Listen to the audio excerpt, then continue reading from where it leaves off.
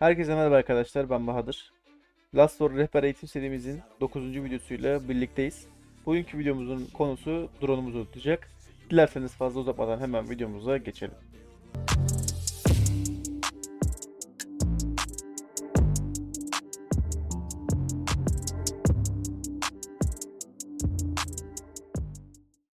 Evet arkadaşlar, bugün drone'umuzun bütün özelliklerinden ve savaşımızdaki etkisinden bahsedeceğim. Fakat bunu birçok videomda da söyledim, tekrar söylüyorum. Savaş güçlendirme ve beceri çipi kısmı daha henüz sizde gelmemiş olabilir. Çünkü bunun sebebi biz şu anda sezon 2'deyiz ve sezon 2'yi neredeyse bitireceğiz.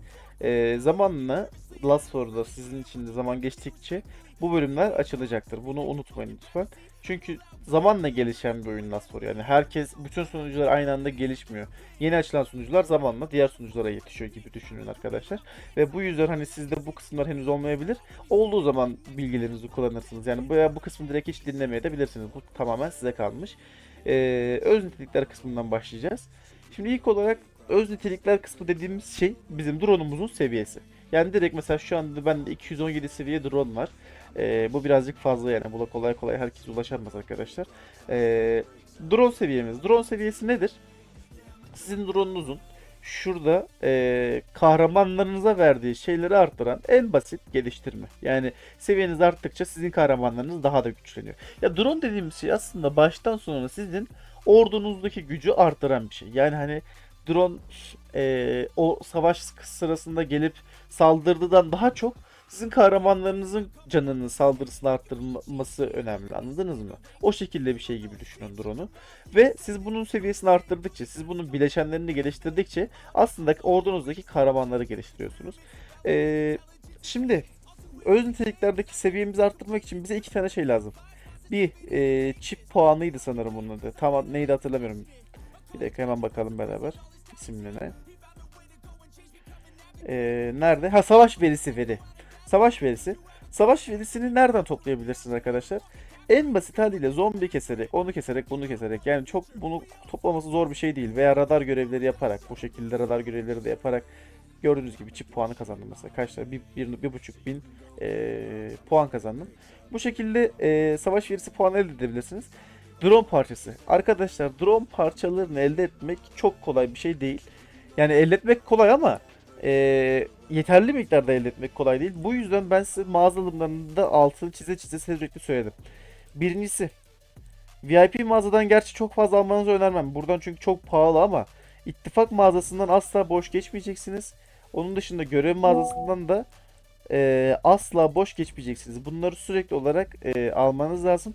Bu haftada 40 tane tekabül ediyor. 40 tane haftada drone parçası almış oluyorsunuz. Onun dışında şuradaki görevlerden vesaire de sanırım veriyordu diye hatırlıyorum. Evet, buradan da az buçuk veriyor yani günlük görevlerden de alabiliyorsunuz. Drone parçasını bu şekilde edebiliyorsunuz. Verileri de dediğim gibi çok kolay zombi keserek veya e, radar görevi yaparak mesela elde edebilirsiniz.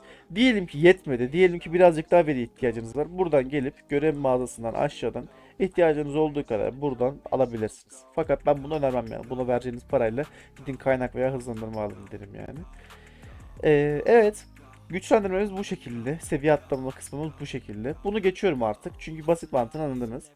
Bileşen kısmı. Arkadaşlar bu bileşen kısmının mantığından bahsedeyim. 6 tane burada bileşenimiz var ve bu bileşenlerin seviyelerini arttırmaya amaçlıyoruz. Seviyeleri nasıl? Mantığı nedir? Burada 1, 2, 3, 4, 5, 6, 7, 8, 9. Bütün seviyelerden şey var. Bunu toplu birleştirme yapalım hemen. Ya da yapmasam gerek. Neyse tamam, buraya geçelim bir dakika, daha güzel bir. Evet, buradan. Şimdi 2 seviye motor mudur artık, nedir bunun adı? Bakalım. Motor neyse. 2 seviye elde etmek için 3 tane bir seviye lazım. Yani hemen göstereyim. Birleştir diyorum. 3 tane birleştirerek bir tane 2 seviye elde ettik. Bunu bir tane daha birleştiriyorum. Bir tane daha elde ettik. Bir tane daha birleştiriyorum. Bir tane daha elde ettik. Birleştirdim. 11 tane 2 seviyemiz oldu. Bunları birleştiriyorum. Bir tane mavi elde ettik. Bir daha birleştiriyorum. Bir mavi daha elde ettik. Bir daha birleştiriyorum. Bir mavi daha elde ettik. Aynı şekilde bunu da birleştirdiğimizde mor elde ettik. Ve bitti. Elimizdeki parçalar bitti. Buradan çıkıyorum. Aynı şekilde buraya geldim. Bunu tabii artık tek tek yapmanıza gerek yok yani. Yeni bir buton var. Bunu toplu birleştirmeye tıkladığınız zaman olabilecek en yüksek şeyi size oluşturuyor sürekli bunları üçer üçer birleştirerek.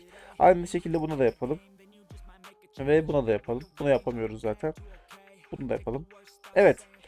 Bunun mantığı bu. Her 3 seviyeyi aynı seviyeden birleştirip bir üst seviyeyi elde ediyorsunuz. Peki bunları nasıl elde ediyorsunuz? Hemen buna değinelim. Envantere geldiniz.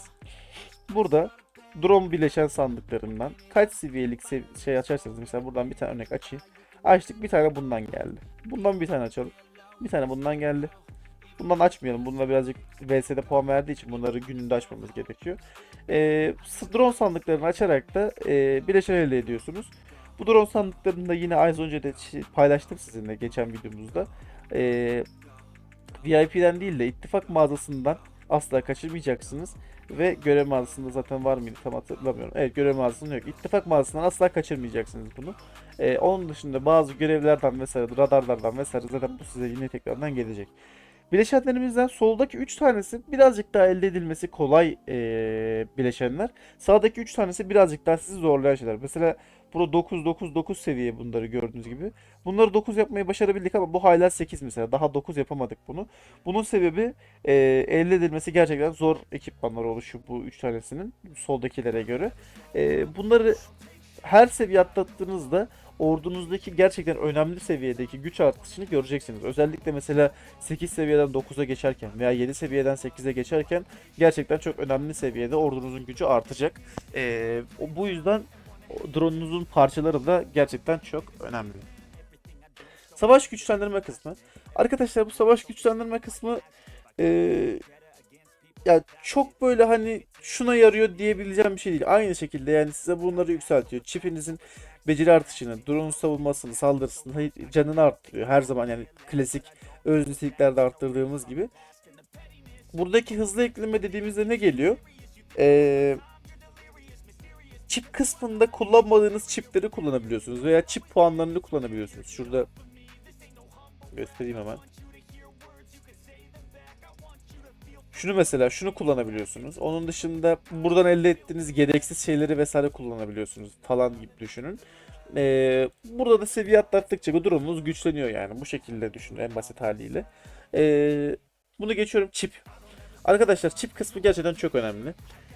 Çünkü gerçekten hatır sayılır derecede sizin kahramanlarınızın gücünü etkileyen şeyler bunlar. Çiplerimiz neler? Hemen şuradan göstermek istiyorum bunu. Çip buradan. 8 tane her şeyimiz için çipimiz var. 4 tane mor, 4 tane de sarı. Morları biz kullanmayacağız. Herhangi bir şekilde sarıları kullanacağız. Çünkü sarıların verdiği şeyler çok daha kıymetli. Ee, Hangi ordudan hangi kahramanlardan ordunuz varsa mesela sizden ordunuz uçaksa uçak çiplerine odaklanmaya çalışın biraz da. Eğer füze ise füzeye odaklanın, tanksa tanka odaklanın ve sarılarınıza odaklanın. Yani bütün ordunuzdaki çiplerin sarı olması gerçekten önemli.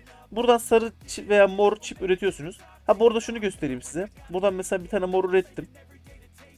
Buraya gelip savaş güçlendirme dediğimde buradaki morla mesela şunun seviyesini arttırabiliyorum gibi düşünün. Benim mesela ana ordum füze. Füzede mesela 4 yıldız bunu yapmışım. Daha yükseltmek için mesela 5 tane daha bundan ihtiyacım var. 5 tane daha bundan elde ettikten sonra 5 yıldız yapabiliyorum. Veya 5 yıldız şu anda bu. Kırmızı yıldız demek 6. yıldızın gelmesi demek. 6. yıldız yapmak için 10 tane bundan ihtiyacım var. Mesela burada 6 yıldız olmuş bu. 7. seviyeye yükseltmek için 15 tane.